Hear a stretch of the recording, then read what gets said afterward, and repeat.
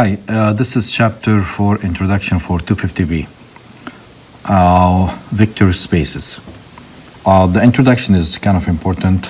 Basically, we're looking at how do you write the general solution as a linear combination of the solutions that you could find solving differential equations.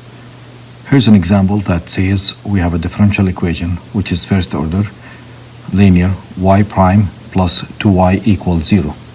And they're saying, if you go back to chapter 1, you will find out that the solution is y of x equals c times e to the power minus 2x. C is a constant, so it's a constant multiple of e to the power minus 2x. That's the general solution. So just to verify that, we don't have to at this moment, but let's do it kind of quick. So we have y prime plus 2y equals 0. And they're saying that y as a solution is a constant multiple of e to the power minus 2x. Let's test it. So we have y prime equals minus 2 c e to the power minus 2x. Let's put it back in equation number 1. Here's y prime minus 2 c e to the power minus 2x plus twice y, and y is c e to the power minus 2x. I think you could just see it right there. This is a plus, this is a minus, same amounts, so that should work. So, moving on. What we have here is, as they say, if you have a second order differential equation of this type, where a1 is a constant, a2 is another constant coefficient, the general solution is going to be a linear combination of y1 of x and y2 of x. That is how we write the general solution. y1 and y2 are non-proportional solutions. In other words, they can't be like, one is x and the other one is 2x. It's pretty much the same thing because we're using the linear combination. So that's how we write the general solution. We're going to do that from now on. Let's move on to the second page. Second page says the following, which is more important than the first page. We have the following. So if you have a system that is ax equals 0, where a is the coefficient matrix, x is the variable matrix, and it's a homogeneous, as you could see. This is the constant matrix or the coefficient matrix. They're saying that the solution will be of this type, which could be written as a vector this way, which could be factored this way. Those two factors, this one and this one, are v1 and v2. Earlier in the first page, we used y1 and y2. Okay, so that's v1 graphed, that's v2. This is the general solution, which is r v1 plus s v2, where r and s are scalars. That's how we write the general solution, which is a linear combination of the independent two solutions that we find. Now, this is not clear because I'm just reading from the book. Let's practically see what they mean and how we get those solutions. So here we go. So we have A equals, the matrix A is 1, 2, 3, negative 1, negative 2, negative 3, and 2, 4, 6.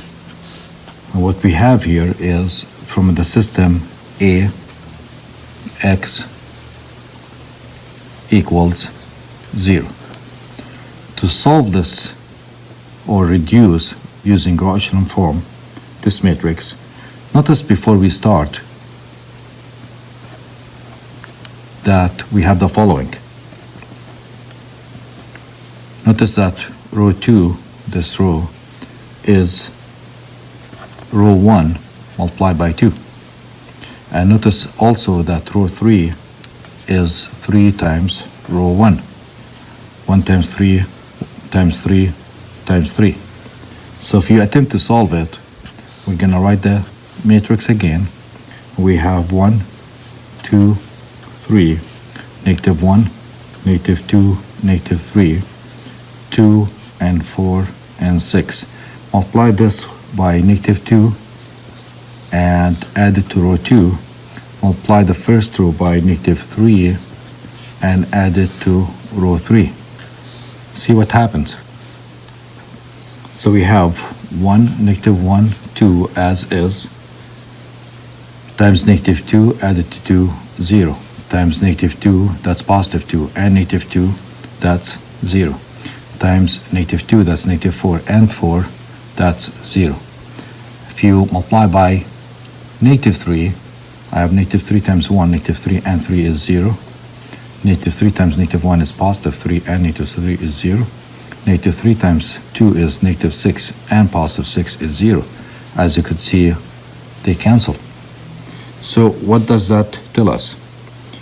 If we let x3 equals s as a scalar, any scalar, and x2 equals t as a different scalar, a different number, such that s and t are real numbers, belong to the set of real numbers, we have the following. Then x1 minus x2, that's reading the first equation because that's the only one left for us, plus 2x3 equals 0 becomes what?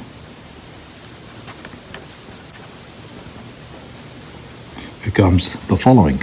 We have x1 minus, we said x2 will be called t, and we said x3 will be called another letter s. So that's going to be 2s equals 0. Or simplifying this and focusing on x1, because what this says, if you know x2 and x3, you could find x1. So x1 depends on both x2 and x3. We have x1 equals t minus 2s.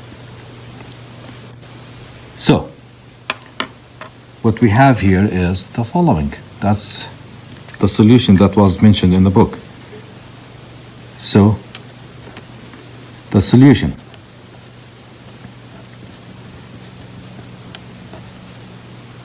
set is the following. We have called x3 to be the letter s, scalar s, the x2 the letter t, and we found x1 to be this much right here, so let's write it down. This is the solution set, where, as we mentioned earlier, t and s, small s, are real scalars. Okay? We call this one, the book has a graph, as I mentioned earlier, a geometric vector with components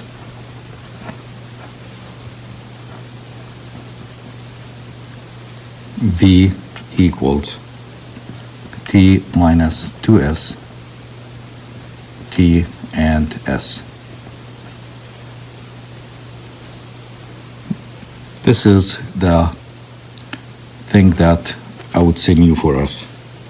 How could you write this as two vectors? Because I could see two letters, t and s, and I could rewrite this as two vectors. Here we go. So I'm gonna pull the t out as a common factor and focus on that. From this right here, I have 1t. So I'm gonna say 1. On the second component, I have t, so I'm gonna say 1. You might think about, what about the letter s? Just wait and you'll see how we're going to handle the letter S. From this right here, we don't have any t, so I'm going to write 0. So we're done with t. Plus S right there, open parentheses. This has minus 2s, so I'm going to write negative 2. This has no letter s, so I'm going to write 0. This has one s, so I'm going to write 1. This is something new that we did not write before, and we're going to be doing this from now on. Let's go backwards and check if it makes sense. I'm going to read this, but looking right here. This right here says I do have 1t, take away 2s. Right there. Let's read this from here. This says I have 1t and 0s or no s, which is true. Let's look at the last one. How can I read it from here? It shows that you have 1s, but let's read it from here. We have no t and 1s. That means we could write v as a linear combination of two independent vectors. So v1 is this and v2 is this. That's called linear combination of two non-proportional or independent two vectors, where v1 is this much and v2 is this one here. And that should do it. That's for the chapter 4 introduction. As I mentioned, it's kind of important, and I don't want to skip this part because we're going to be doing it from now on.